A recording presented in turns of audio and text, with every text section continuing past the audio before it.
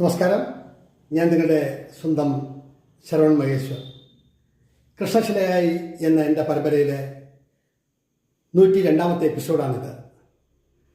പ്രശസ്ത ചെറുതാകൃതം നോവലിസ്റ്റുമായ ശ്രീ എം മുകുന്ദനെ കുറിച്ചിട്ടാണ് ഞാൻ നിങ്ങളോട് ഇത്തരുണത്തിൽ പറയുന്നത്. അദ്ദേഹത്തെ ഒരു തവണ മാത്രമേ കണ്ടിട്ടുള്ളൂ.